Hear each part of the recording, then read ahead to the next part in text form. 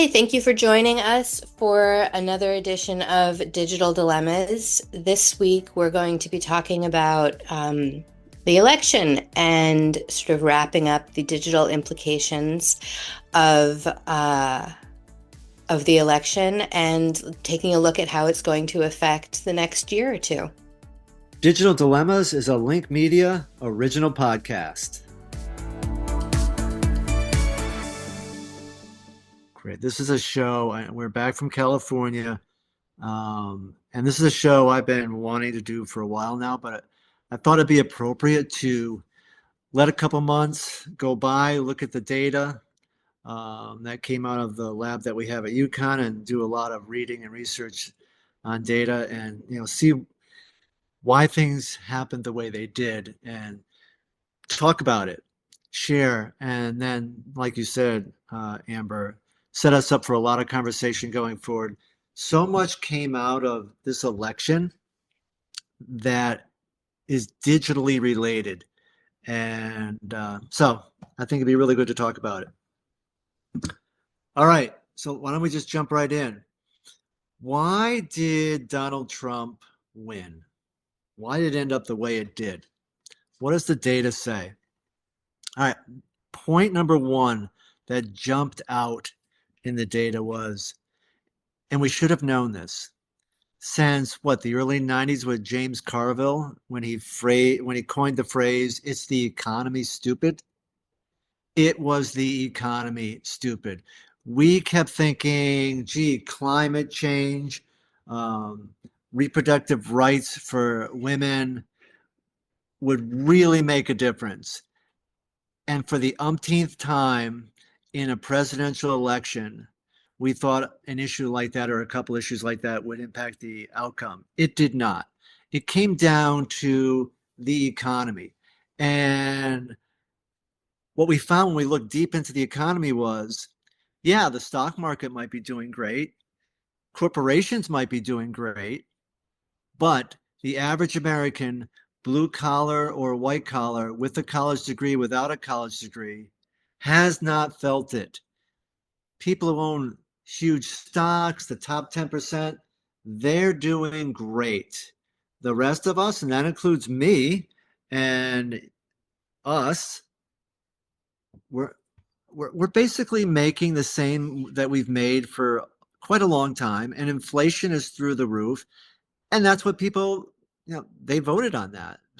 People who wouldn't necessarily vote for Donald Trump voted for him. Now, we can sit here and say, oh, that's crazy. None of his solutions are going to help the middle class. None of his solutions are going to help others. In fact, they're going to help the top 10%. And that's probably true. But he was speaking to it.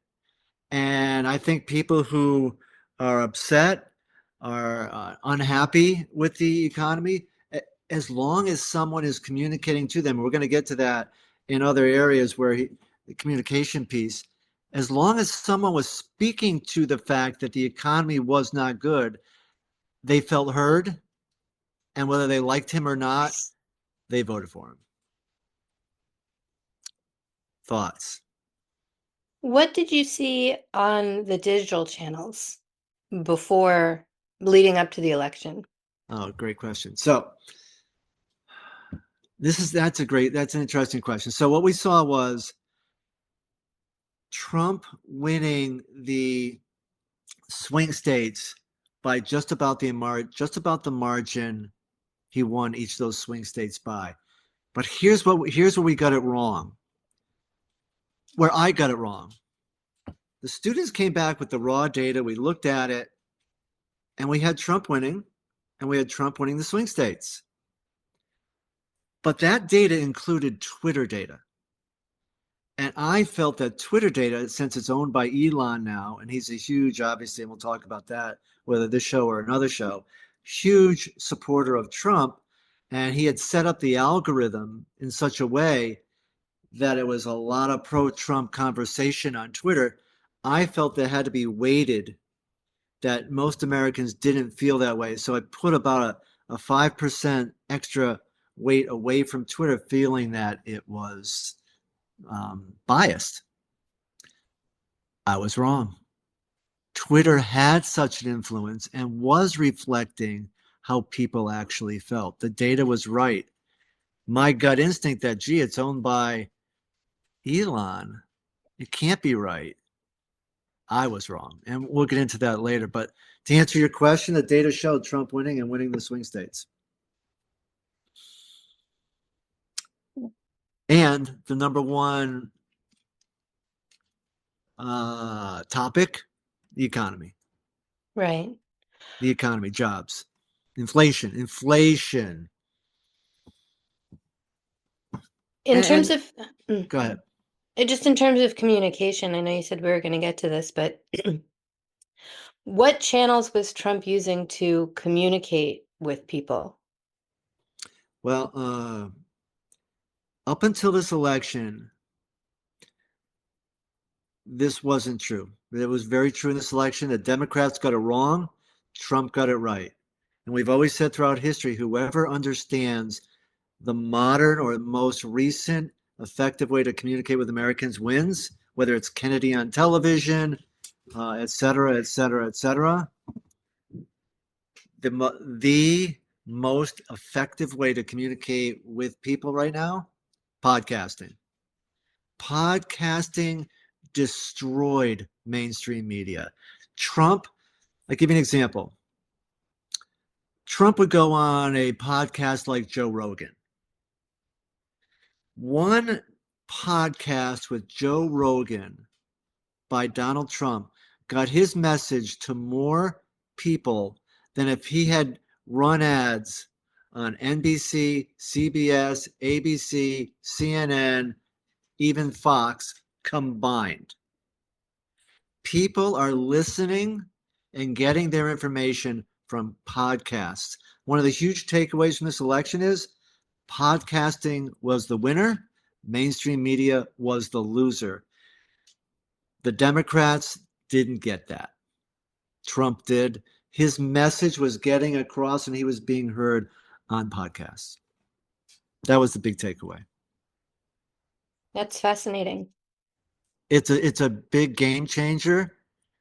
And it's since the election, we're seeing podcasts grow even more. And I now that we're into it, I look at the CBS Evening News or MSNBC or CNN or even Fox. I see them as quaint, old-fashioned, irrelevant. When I know that the most current, up-to-date information, whether it's propaganda or real, is going to be on a podcast. And what we're tending to do is we're picking out our favorite podcasts, our favorite people that we trust are going to give us relevant information that we can relate to, and we can listen to that podcast in the car when we want, or watch it if you're into YouTube. That was the big winner. Mainstream media, the big loser. That was a huge takeaway. So we've got the economy, we've got how to communicate your message, podcasting. Those are two big winning takeaways. Was there anything else that really stood out? Yeah. A few things, but the one thing I will mention that jumped out, men, especially men 18 to 30-ish. Men voted for Trump in numbers much larger than anticipated. And from all parties and backgrounds and persuasions, and whether they were had a white collar job, whether they worked in a blue collar job, whether they had a college degree or not a college degree, whether they came from a conservative or liberal family, whether they were in college. Men, especially young men, voted for Trump. And what jumped out at me when we looked at it deeper was we really could see that young men especially felt unheard by and unseen by the Democratic Party. I'll give you an example. If you went to the Democratic Party's website running up to the election, and there's a section about who we support, And what causes do we support? Every cause was on there. There must have been 30 something. LGBTQ, um, immigration, reproductive rights, et cetera, et cetera.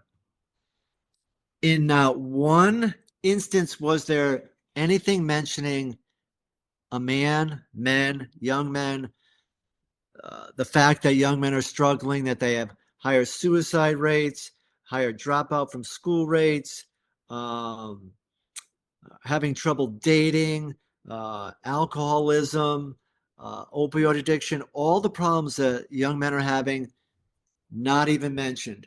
So if you get back to, where we come from and branding and marketing, if you don't see yourself in an ad for a brand, you just assume, well, I guess they don't want me as a customer. Men did not feel that the Democratic Party wanted them, especially young men. And again, whether they like Trump or not, they know who he is. Everybody knows who he is. He's not the nicest guy in the world. In fact, he's awful. But people were saying, hey, at least he's talking to me. At least he's seeing me. And boom, they voted for him. So that was the other thing that really jumped out was men felt unseen, men felt unheard, especially young men, and they voted more for Trump than the Democratic Party. Do you think that that's going to, how do you think that that demographic is going to affect politics moving forward? Well, I think the Democratic Party has a lot to do going forward to get its shit together, lack of a better phrase. Democratic Party really needs to be what's the like raging moderates or uh, fighting for the average person, which is their roots. Um, Fighting for people all over this country who are struggling. They need to go back to 2016. A lot of people don't want to hear this. Bernie Sanders was right. So I'm going to get to your answer, but half of Bernie Sanders supporters now vote for Trump. And then they might say, well, that's 8 years, so I guess maybe they switched. Yeah, well, here's a recent stat from this morning. AOC was on Jon Stewart's podcast yesterday. 40% or so of the people who voted for AOC in Queens voted for Trump. I really want people to think about that for a minute when you say, how is this going to change? And what do the Democrats need to do to get their act back together again? 40 or so percent who voted for AOC voted for Trump. They are so far apart on policy, it's not even funny. But what they both are people who speak their mind, Well, they're go seen on. as outside the establishment. Yeah, they're anti-establishment. They like to break the system, and they go on a lot of podcasts and they speak directly. Here's the other thing. Both of them speak directly to all of us through podcasts. They don't have a PR team. They don't have a giant marketing plan, and they're rarely heard. Both of those individuals speak directly to people. So you kind of know they're anti-establishment. And people like that right now. They like anti-establishment. They're not happy. So I find that really interesting. And I think when you ask where does it go with politics, I think the old way of doing politics, where it was very process driven, seniority driven, the politics that I grew up with, even as recent as the 90s and the aughts and the tens with Obama, I think that way of doing business is over. And what you see with AOC, Bernie Sanders, Trump, that's the new way of doing business. There's going to be and there's a lot more layers to this. But I think that's one of the big takeaways of this election. And if the Democratic Party doesn't figure that out, they're going to keep losing. The Republicans, whether we like their message or not, they have figured this out. They know that Americans like this. So they're getting more votes. The Democrats haven't figured it out yet. They're still stuck in their system that is old-fashioned. I'll use that phrase. Oh, there's so much more to talk about here, and I think it lines up well with what we're going to be talking about for the next several months. Digitally,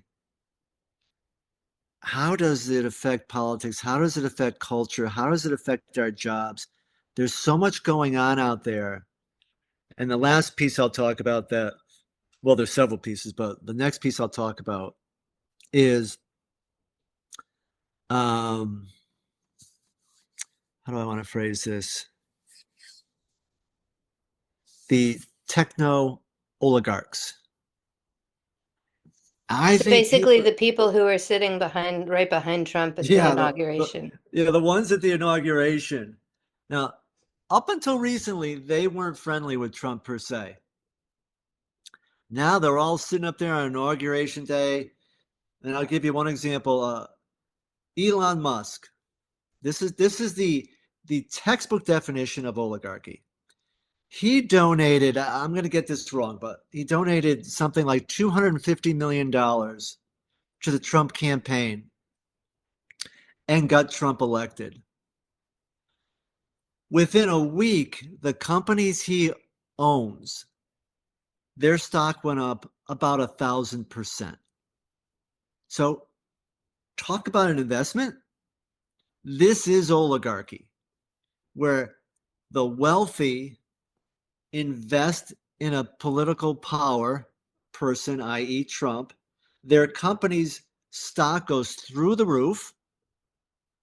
They now sit at the head of the table with the head of governments. And because it's digital, and this is something we need to talk about a lot this year, because it's digital, they are controlling the platforms and the software and everything all of us use every day. We need to understand that. So, Mark Zuckerberg sitting up there behind Trump at the inauguration is comical on so many layers. But yeah, so that's what I'm talking about. The techno oligarchy is going to be running the country, the world, and those 7 people have more wealth than 50% of the rest of the country. They're running the whole show, these guys.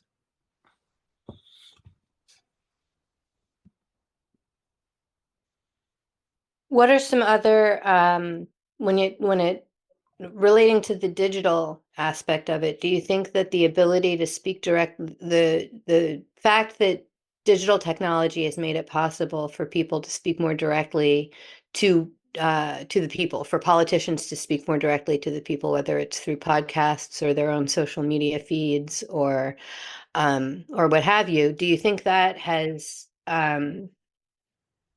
that's a big part of what's changing the political landscape? Yeah, I think this is one of the things I think we want to dive into a lot this year in season 2 is the impact of this. And I'll give you an example. I think the way I'm seeing it is the United States has somewhat of what I'll call a caste system, where we have the top 10% who are extremely wealthy. The Elon Musks, the Jeff Bezos, the Mark Zuckerbergs of the world, Tim Cook, etc. So they're up there, top 10%. They have a lot of power. They control our platforms, etc. Now, instead of the bottom 90%, God, that's a crazy phrase to use, the bottom 90%. The other 90%, instead of being able to coalesce around maybe an independent candidate or a Democratic Party candidate and demand that the wealth be more equally shared. And then we could get an economist on the show to talk about this. Instead of us coalescing behind individuals that really want to spread the wealth and not have another gilded age, which we are entering upon now, where the most of the money is in the hands of a few. We are instead, this is going to get to the question, we're instead fighting with each other. Red versus blue, liberal versus conservative, male versus female, Christian versus not, all the fights that all of us are having every day on social media, on the platforms that these people own. The algorithms are keeping us fighting with each other. Who's to whose benefit is it that we're fighting with each other? I would say it's the top 10%. They are loving the fact that they are controlling the algorithm to keep us angry at each other instead of feeling the pain that most Americans are in regarding the economy, their job, their career, their ability to support a family, etc., healthcare. Instead of working on the solutions and figuring out what's the best way that most people can enjoy healthcare and their career and making more of an income, we're busy fighting with each other all day. We don't like, people from New York and California and Connecticut don't like people in the South or the Midwest, et cetera, et cetera. We all know the fights. We see them every day. I say that's all bullshit. I say that when we run into people from the South, and we've all got friends in the South, when we're from red states, I'll use that phrase. I like these people. I can talk to these people. They can talk to me. We get along great. We we might have different backgrounds. We might come from different places. If we really hash out, the bottom line is they're human. We're human. We live in America. We're all just trying to do the best we can. Can we make enough money to support our family? Can I help out my parents who have healthcare issues while I'm raising kids, trying to put them in college, make sure I can keep a house, pay the bills, we all are facing these same issues. And we're trying to figure out how to get it done. But instead of us working together to get it done, we're busy fighting with each other. And I think it's to the benefit of these oligarchs that we are addicted to these platforms and these digital issues, and we're fighting with each other. It's to their benefit. And that's how, and we'll go into the details during the season, each little piece of technology. This is how they're controlling things, and it's a problem. It's a real problem. And if you're not nervous about the fact that they own all these platforms, they own the LA Times, they own the New York Times, they own the Washington Post. Eventually, I think these things get figured out and they even out, just like they did in the Gilded Age in the late 1800s and early 1900s. Eventually, someone comes along and says, hey, Well, there's a lot of, I think it's going to be interesting. I think, sort of to your point about Trump's policies really only in actuality benefiting the top 1%. What's going to happen over the next 4 years when things don't change for the rest of the people in the country? Is that going to turn the tide? Um, or maybe things will change. Maybe he has the the magic solution and the secret sauce, and what he's doing will change things for, the average person. But if it doesn't, will that have repercussions? And to your point about the Democratic Party, will those people feel like they have somewhere to go? well, right now, the Democratic Party, people who follow them, you know, transparency here. I'm an independent. I think you're an independent. I tend to vote more Democrat than Republican over the decades. Um, I don't think the Democrats or people who support Democrats have a place to go yet. We don't have a leader. There's no leader there. We may like our local congressperson. We may like our local governor. We may like our local senator.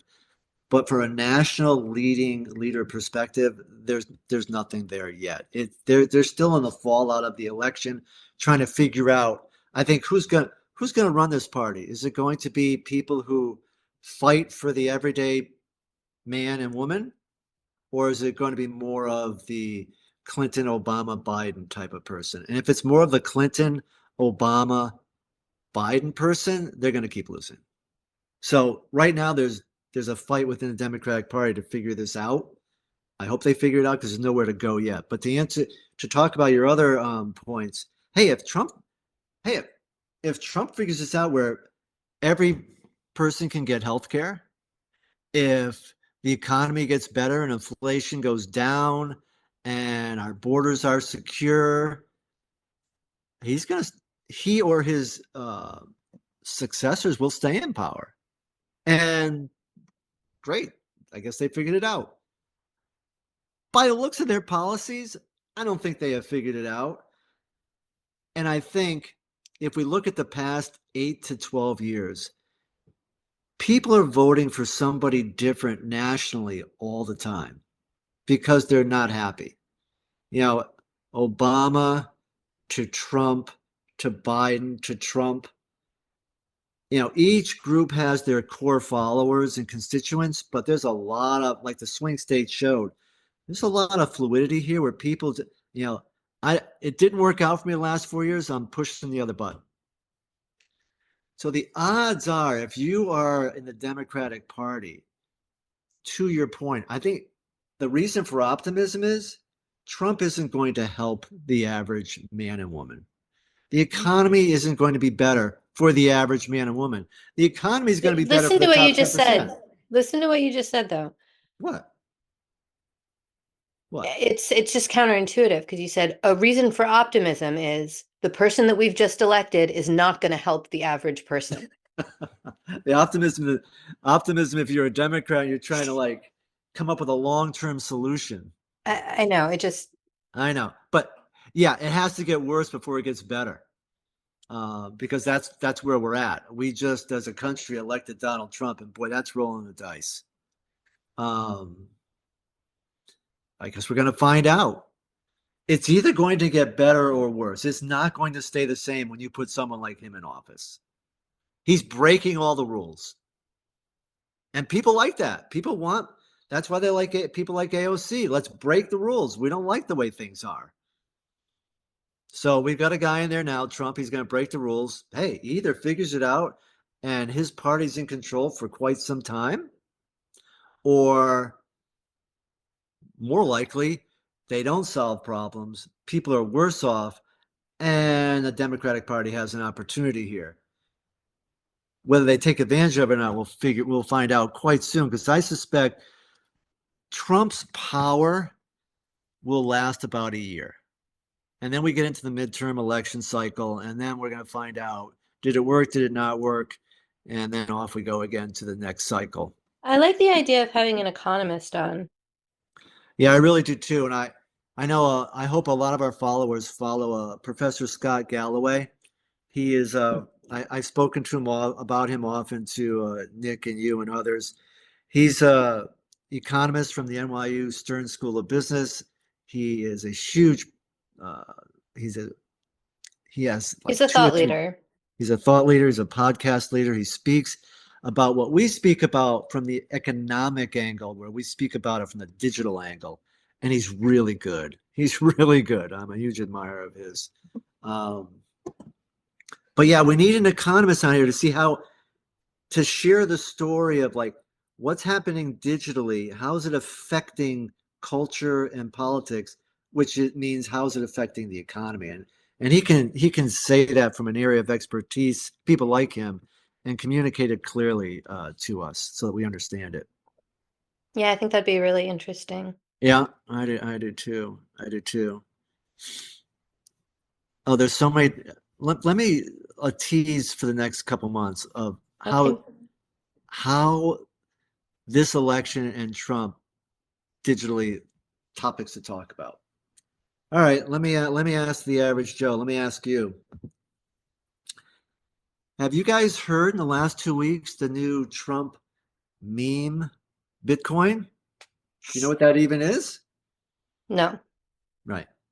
Well, Donald Trump is making millions and maybe billions of dollars at this point by selling the Trump meme Bitcoin. I mean, first of all, most people don't understand Bitcoins. Cryptocurrency. Crypto, that's right, because Bitcoin is one of the crypto. See, when you explain it to me and I read about it, I understand it, and then 10 minutes later, I don't understand it. It's really, Well, that's why I think it would be interesting to have an economist on, someone who could yeah. explain it to us like we were five. Well, in simplistic terms, this is what I do understand. A meme coin is basically a joke. There's nothing behind it. There's no technology behind it. It's the digital version of selling Trump steaks, and people are buying them. And the Trump family is making millions, if not billions, by selling digital currency called the Trump meme, whatever. There's a topic. What the heck is that? And in the president of the United States is what? Wait, what? That's going on. I think I people. like that. What else you got? Um, I've got a list here. Let me see what people. Misinformation, disinformation on the platforms that are owned by Hmm. Mr. Mark Zuckerberg. We should be talking about the fact that last week he got rid of his fact checkers. Well, Um, so now Meta, all the Meta platforms. So how does we can talk about in the future? How does Mark Zuckerberg had a double win last week by sucking up to Trump and getting rid of fact checking so that all types of lying can go on the Meta platforms. He gets Trump off his back, gets invited up on stage. And oh, by the way, since he laid off tons of people and cut costs at Meta, stock went up. Mark got richer, got invited to the stage. We, the people, are now on platforms, addicted to platforms where misinformation and disinformation will be even more prevalent than it was before. So there's another one. Um, talk about that. Let me see some other things at the top of my head. I love the idea of having an economist on. I like the idea of talking about the platforms and how um, how misinformation and disinformation is going to. Well, and I mean, I think we really should talk about how to fight it, how to make sure that the information that you're consuming is accurate. Yeah, I think we need to educate. How many people we've spoken to during our winter break who Well, you've they're fallen just for it. You've said to me, "Oh, look, I just saw this online. This happened." And I'm like, that can't be true. And oh, sometimes it is, but sometimes it isn't. it takes a We're lot. all susceptible. And so how do you combat that in your day-to-day life? Well, yeah, and not only combat that, but how to be. We talked about this before the break, and I think it's going to come into our show this year is how to be a better citizen, better human.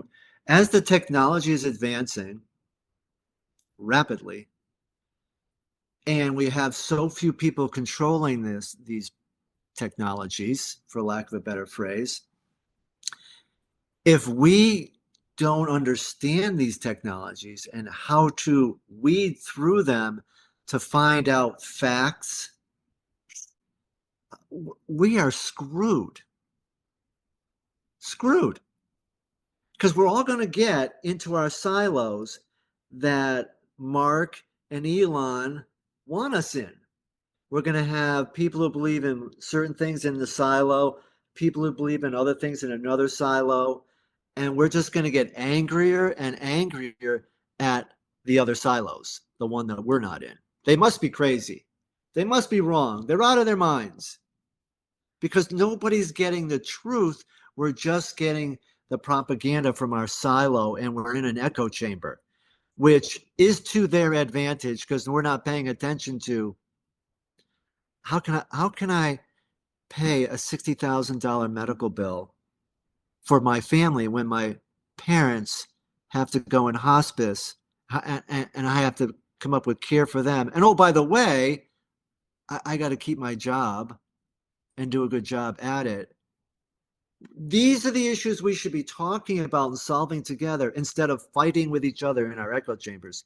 So, to your point, yeah, we Well, I think gotta, that's a great look forward at what what we'll be talking about this coming year. yeah, I Was think there that's what we anything want. else? Um, One last thing. DEI jumped out at me in this cycle of the election. People have voted and they don't like it anymore. Now, digitally, how does that play? I think that plays, and we may want to talk about it in the sense of artificial intelligence, development of software, development of platforms, development of technology, who's hiring who. I think there's a topic there to talk about, and I get it. So, just to summarize it without going deep into it right now, what people are saying is, I think in general, and I don't mean the extremists on either side, DEI was way needed. White males had a several hundred-year advantage, and we needed a lot of DEI policies, which have been very successful, and we should continue to support, you know, women doing better, etc. 100%. But what's happened is people who are not in DEI, which is usually men, are being left behind. They're not doing so well. And I get it. Cry me a river of tears. I get it. Um, but if we take a step back and look at the big picture, is it doing our country any good if we have a whole bunch of men pissed off and failing? I say no. So we got to find a way to support men while we continue to support women's growth. And then how does that affect software development? How does that affect the companies that are doing all this important work? How does it affect healthcare? I think there's a topic there to talk about how Americans feel regarding identity politics. Um, and maybe it's as simple as this. The next maturing phase of DEI is to do something next level, um, because DEI was successful, and at this point in time, maybe it's like, okay, we need to do something a little bit more mature with it. I don't have the answer. I'm not pretending to be a politician, but I think, like Apple yesterday pushed back on Trump, and they're not getting rid of their DEI policies at Apple. Other companies are getting rid of their DEI policies. It'll be interesting to see who they're hiring, how their software development is going. So I think, again, an economist will need to be on the show to help us weed that out, as well as maybe someone who's a sociologist. But there's a topic. I'd love to get a sociologist on. I love that Yeah, idea. I think where we're going to go with the show this year is People from digital. different. Yeah, the digital conversations where how does it affect the economy? How does it affect society? Mhm. How is it affecting all of us? So that us and our listeners can start to, connect some dots out there as, oh, that's how technology is impacting our world. And hopefully that will make for some good shows and a lot of helping a lot of people out, including me and you. Absolutely. Yeah, there's a All lot to right. understand here. Well, thank you so much for joining us for this episode. And as always, if you have any ideas for guests or topics that we should cover, please feel free to send your suggestions to digitaldilemmas@lenk.media, and we will incorporate them into our future shows. Thank you so much. All right, Digital Dilemma fans, that wraps up another episode. Thanks for tuning in and navigating our tech world with us. Please rate us and leave a review. And if you enjoyed it, tune in next time. We'd also love it if you would send us any questions or suggest guests via email. Thanks so much for listening, and we will see you next week. Digital Dilemmas is a Lenk Media original podcast.